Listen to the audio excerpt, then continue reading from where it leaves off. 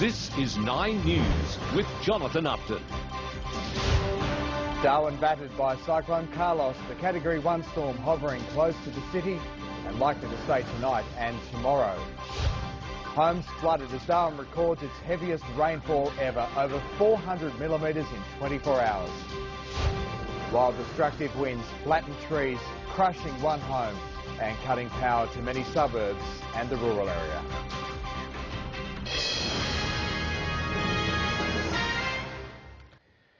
Good evening. We were told to brace for wild weather, and Cyclone Carlos has certainly delivered. Our city has been pounded relentlessly, and while we're pleased to report there's been no human toll, the damage bill is steadily rising from damaging winds and record rainfall.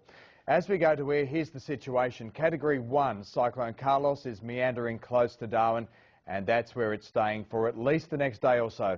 The eye of the storm expected to pass directly over the city and the northern suburbs later tonight. Darwin remains on cyclone warning. Residents urged to shelter at home and avoid unnecessary travel.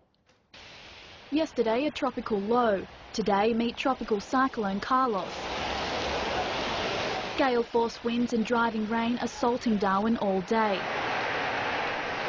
Last night it wasn't much better, with ferocious winds ripping through the city. Last night was equivalent to a Category 1 cyclone, a heap of rain, a heap of wind.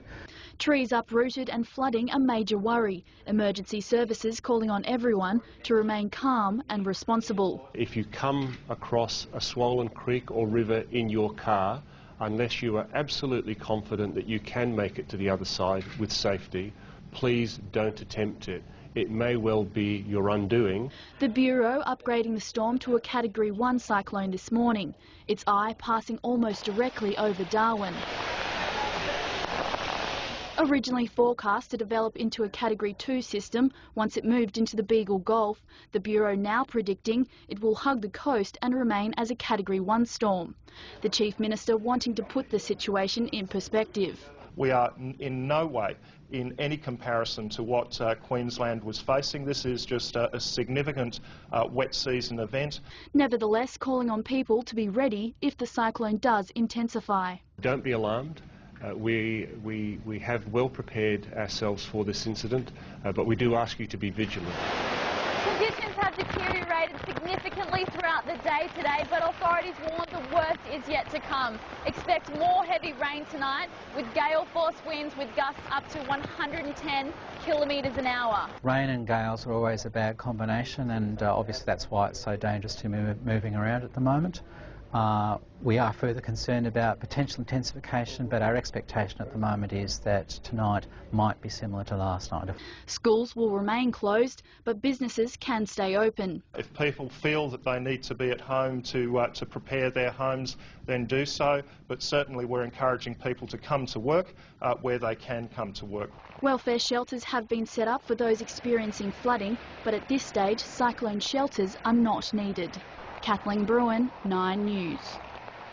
And tonight we're bracing for more flooding as Tropical Cyclone Carlos threatens to bucket down on suburbs which are already saturated.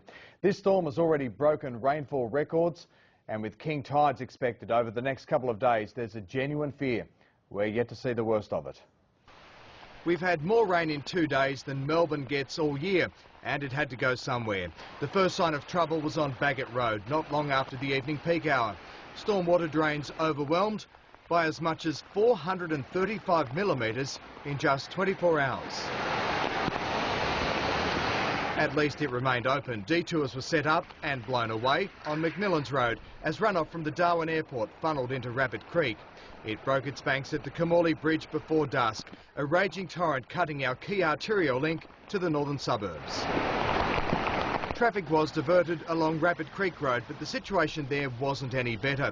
It's downstream from McMillan's, so it wasn't too long before the trailer was almost obsolete and drivers were caught out. They didn't get the message. A couple of cars pushed to higher ground soon became a convoy. You know, just blew out the front tyre, and we thought we'd just slowly drive around, and yeah, the bloody road's flooded here too, so Rabbit Creek and the dog out, so we better go. Thanks, man. Most headed for the shelter of home, and by 9:30 it was low tide and residents along Rapid Creek Road assumed the worst was over. They'd witnessed the drama outside but soon became part of it as the water they'd seen out the window invaded their homes. Water came in through the front door and then it just kept coming and coming, and within half an hour it was nearly 4 feet deep inside the house. They took these photos for insurance purposes. Heavy household goods floated through the lounge room, the bedroom and indoor pool. And even though they're facing more of the same over coming days, today they started the clean-up. Similar stories emerged across the neighbourhood. These photos were taken just up the road. Again, ground floor homes inundated. At the Vernon household, a film of mud and a lasting memory of the big one in 2011. We tried to put as much as we possibly could upstairs, but it just came up too quickly. And of course it was about 9:30 last night, and you just didn't expect it to come in that high. Tonight they are expecting it. They know our waterlogged land can't withstand much more, and there's the added threat of a cyclone storm surge and massive tides. Flooding rains aren't our only concern. Last night, 100km/h winds lashed the city, uprooting trees and bringing down power lines. The Bureau warns we can expect more of the same tonight. The owners of this Coconut Grove home are counting their blessings. We're just lucky that we're alive. We're lucky that we're alive. And we've got lovely friends that have, been over and helping us, just really working out what we do from here. After escaping unscathed, when a mahogany in their backyard came crashing through the roof in last night's storm, ripping fans and lights from the ceiling, tearing holes in the side of the house and scattering debris throughout. It was just one of the many trees uprooted overnight, causing chaos on and off the roads, footpaths peeled back like paper.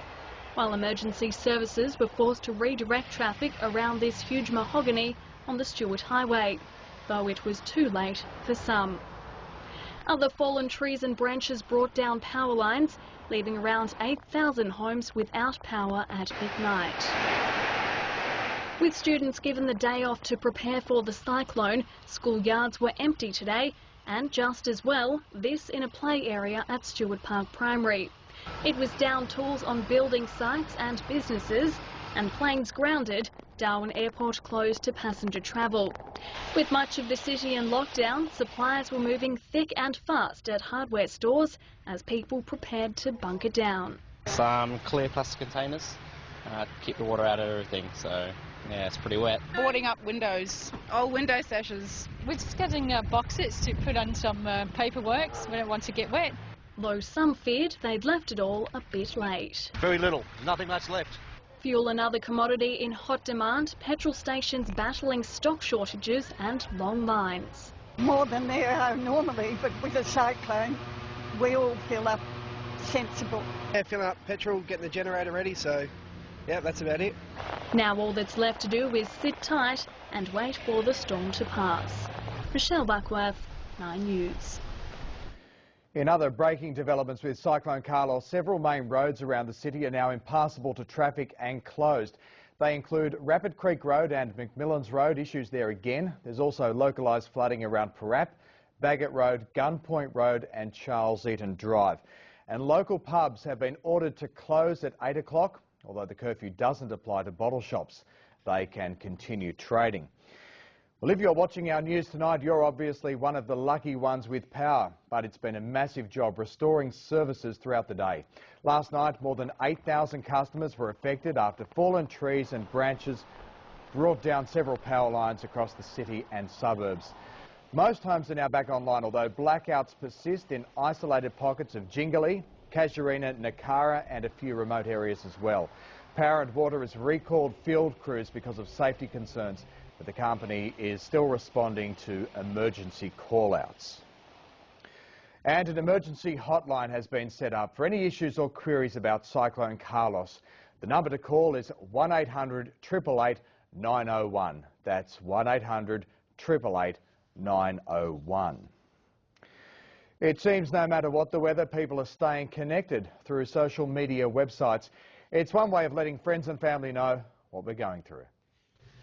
Living through a cyclone, many are recording their experiences and sharing the scenes through social media sites. Whoa, listen to that! The deafening noise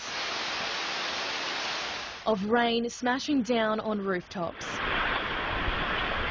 In just hours, hundreds of millimetres of rain drenched Darwin. This is the flooding near the racecourse, and we just passed by a big tree that had fallen down across the road. We need to be careful, hey? Macmillan's road swollen and swallowing this vehicle. There is literally like a river running over the road. This is a main road. For some travellers, the flooding meant no escape. Meanwhile, residents shared photos of their waterlogged homes. On Twitter, this person wrote, "My house flooded and everything is water damaged." Another told friends, "Cyclone Carlos, please don't destroy our house. I just came here 3 months ago, please." Powerful winds also battering trees, the force ripping them out of the ground, destroying everything in their way. Palmerston's President Park saw trees ripped from their roots. On Facebook, thousands of users joined this group. Nicole Jones wrote, "I have a free swimming pool. Pool party anyone? Just one of many finding humour in trying times." Christina Costalis, 9 News.